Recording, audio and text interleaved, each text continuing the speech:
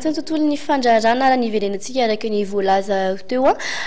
mba ho fampiroboroboana ny sehatra ara-toekarena indrindra raha dia misy ny fiara-miasa eo amin'ny Solidis Garantie sy ny microcredit efa vita tamin'ny farany herinandro teo moa ny fifanaovantsy ny mpiara-miasa teo amin'ny rototo niakin'izay.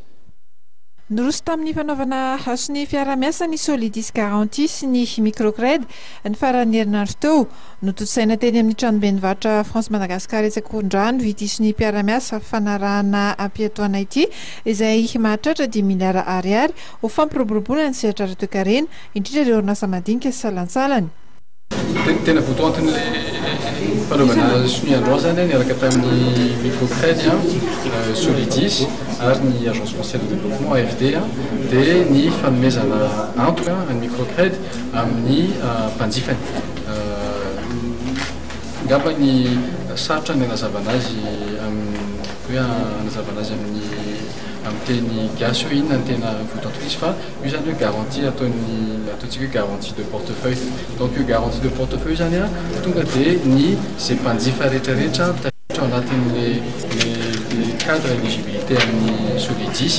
dia mahazo garantie avy amin'ny Solidis. Araka ny fanazavana nomen'ny Solidis Garantie nandritra ny fotoana dia amatsina ny famolavolana fitaovana ary fomba siraitra antsoina hoe calculateur extranet de garantie ny teti-bola. Ahafahana zany izy io mahafantatra na dia tsy ny amin'ny Solidis ary fa any amin'ny bureau ny agent du crédit sy analyste tsirairay miasa amin'ny banque sy microfinance izay miara-miasa amin'ny Solidis amin'ny fiara-miasa garantie par lot dia afaka mahafantatra zareo hoe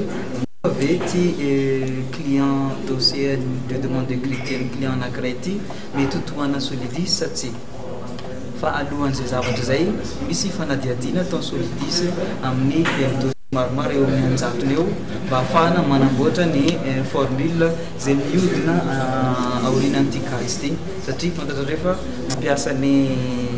statistique atsika mampiasa ny informatique mba ahafahana manao zavatra hoe manaraka ny standard internationaux. Nitondra ny anjara birikiny amin'ny famatsiana volan'ity fitaovana ity ny agence française de développement vola mitetina 10 €, namatsiana izany tetikasa izany orinasa madinika salantsalany hatramin'ny 300 araka izany no ahazo tombontsoa amin'ity fifanaovatsy ny mpiara-miasa ity.